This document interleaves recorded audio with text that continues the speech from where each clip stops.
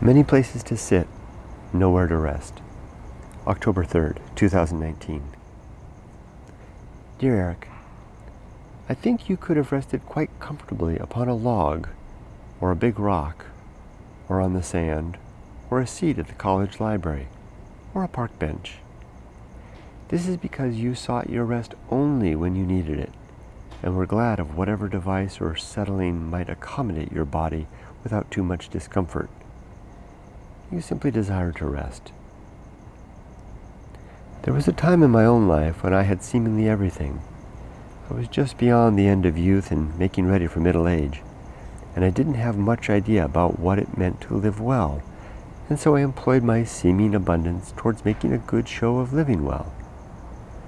I made my life into a theater, and I produced a display to communicate to myself and others that I was a successful actor.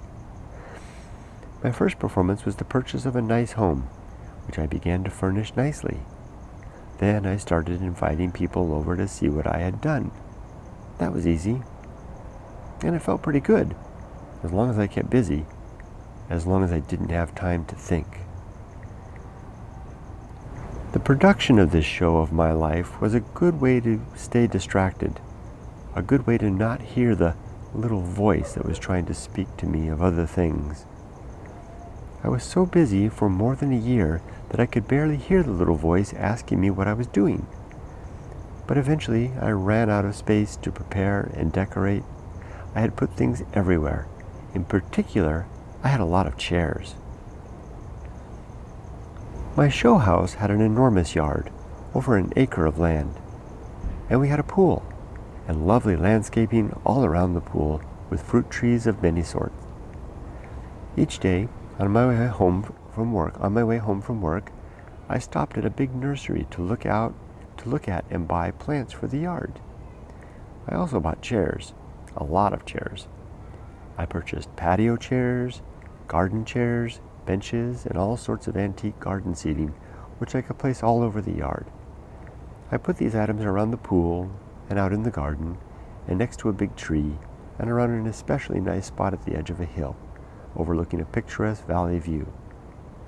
The centerpiece for all of this was a quite expensive collection of wrought iron patio furniture just outside the back door, which I had arranged below a redwood arbor I'd had built.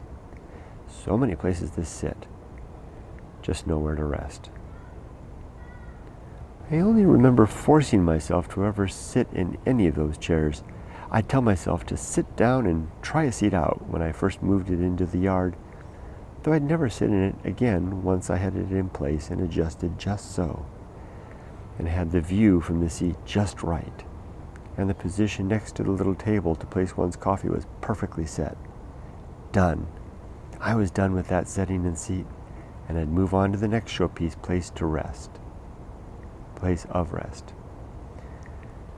The Stoic Emperor Marcus Aurelius was satisfied with a plank bed and skin, and wrote that it is possible for a man to live in a palace without wanting either guards or embroidered dresses or torches and statues and such like show, which speaks to not only a simple life, but a life of Spartan outward wants, a life in which the satisfaction of living comes less from external display or comforts and more from some inner fulfillment. This was the point I was missing with my show house of many chairs, for I had created a personal palace displaying the outward trappings of rest and peace before first cultivating an inner man of such character. I had no place to sit, as I was then incapable of rest. Eventually, I gave up my seats, and my possessions, and my home, and that life.